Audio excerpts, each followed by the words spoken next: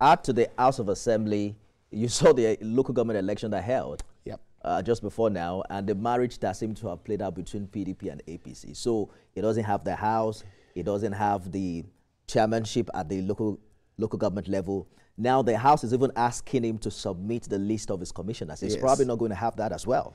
Okay. So what makes you a governor if you don't have support at that level, I mean, at those levels? So the point is, we are just used to absolute power in Nigeria. We're used to absolute power. But the fact is that if you have listened to the minister severally, I don't speak for him, but part of the thing he says is there are structures that produced him as a governor. And he wants those people need job, those people need appointment. So whether they merit it or they do not merit it, that's a conversation for another day. So there's a political family. I mean, it's not only happening in Rivers, it's happening in other states, it's happening in Lagos, it's happening in Osun, it's happening in Adamawa, Jigawa.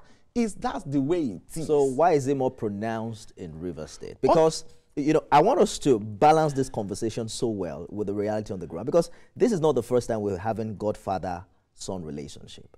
Some are saying that perhaps the reason why this boomeranged so fast and then the fight happened so fast was because perhaps the terms were a little bit borderline.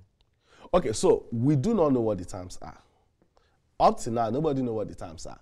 I mean, I was reading this morning, I saw that Mrs. Ankyo Briggs was asking that they need to know what the peace the man that was at the center of the affairs knew what he signed for. And he understand. You think she's crying more than the bereaved?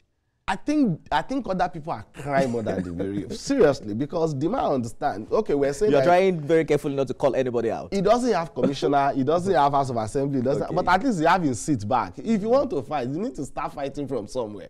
So when he was completely out in the last 6 months, he couldn't fight from anywhere.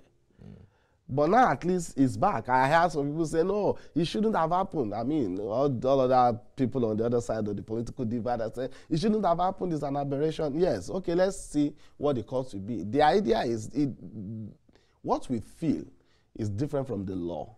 What we desire is different from the law. So maybe we'll have to wait and let there be a clear-cut judicial pronouncement on this conversation. Then we know what should have happened and what shouldn't have happened. But the fact is, I think the governor understands what the depth of gratitude he has expressed, show that he understands what the intervention of the president has caused him. He understands that very clearly, because what would have happened is they would have thrown him out, then he would have been fighting to come back to office. That would have been a bigger disaster for him than going on the emergency rule that was just 6 months and he's coming back. And now he's back.